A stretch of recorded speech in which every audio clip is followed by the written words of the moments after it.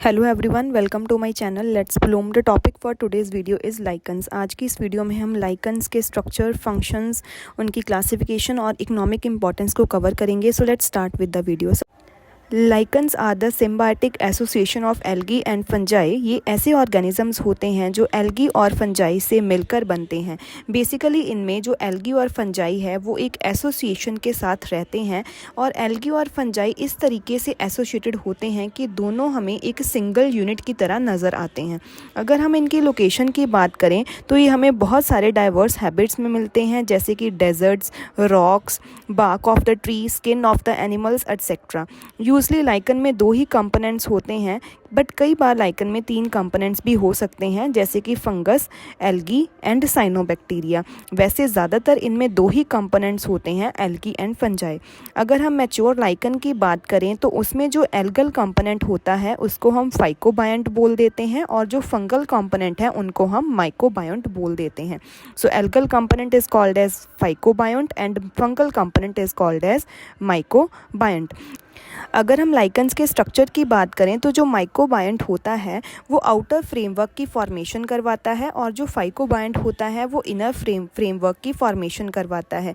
एक mature lichen में एक यूनिक मॉर्फोलॉजिकल और बायोकेमिकल कैरेक्टर्स होते हैं, बट अगर हम साइटोलॉजिकली बात करें तो ये दोनों ही अलग अलग रहते हैं।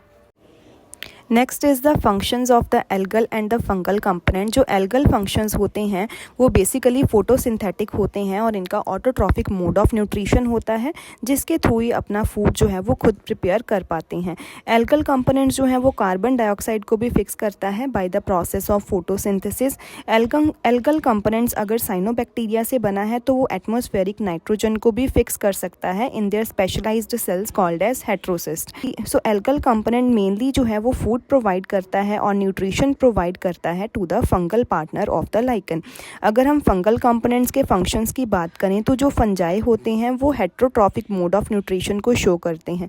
सो बेसिकली इनको खाने के लिए दूसरे के ऊपर डिपेंडेंट होना पड़ता है। Fungal component basically algal components के ऊपर डिपेंडेंट होता है फॉर द फूड और फंगल कंपोनेंट शेल्टर प्रोवाइड करता है to the algae. Basically it also provide lichens the ability to reproduce. Fungi drive their nutritions from the algae.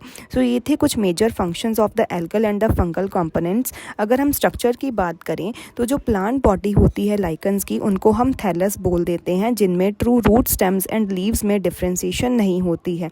या फिर हम बोल सकते हैं कि जो लाइकन्स होते हैं उनकी बॉडी डिफ्रेंशिएटेड नहीं होती है।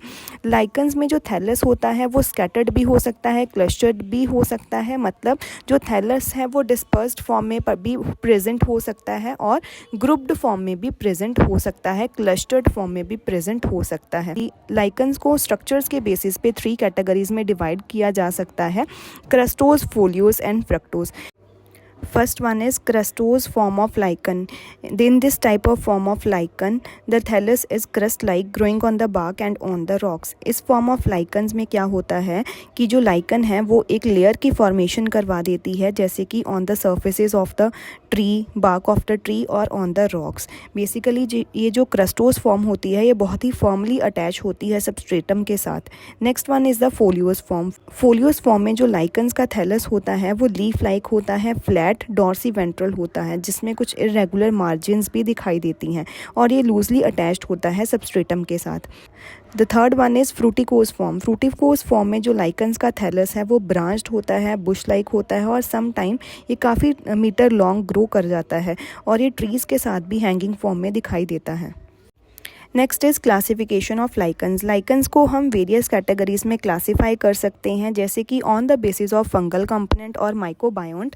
जो लाइकन्स होते हैं वो एस्कोलाइकन्स और बेसिडियोलाइकन्स टाइप्स के होते हैं और on the basis of algal component या फिर फाइकोबायोंट जो लाइकन्स हैं वो होम्योमेरस या फिर हेट्रोमेरस टाइप के होते हैं। अगर हम एस्कोलाइकन्स को देखें तो एस्कोलाइकन्स ऐसा टाइप ऑफ लाइकन्स हैं जिनमें जो फंगल कंपोनेंट यानी कि माइकोबायोंट होता है वो माइसिटीज से बिलोंग करता है। वहीं बेसिडियोलाइकन्स में ये ऐसे लाइकन्स होते हैं जिनका फंगल कंपोनेंट माइकोबायोम जो है वो बेसिडियोमाइसिटीज से बिलोंग करता है। अगर हम होम्योमेरस लाइकन्स की बात करें तो ये ऐसे लाइकन्स होते हैं जिनके जो एल्गल सेल और फंगल हाइफे होते हैं वो यूनिफॉर्मली डिस्ट्रीब्यूटेड होते हैं, यानी कि इक्वली ही एल्गल पार्ट और इक्वली ही फंगल पार्ट हमें इनमें दिखाई देगा। अगर हम हेट्रोमेरस की बात करें तो ये ऐसे लाइकन्स होते हैं जिनमें एल्गल सेल जो है वो सिर्फ और सिर्फ एक ही लेयर की फॉर्मेशन करवाता है अपर साइड में, और जो फंगल पार्ट है वो ज़्यादा हमें दिखाई देता है उसके लोअर पार्ट में। तो this is all about the classification of lichens.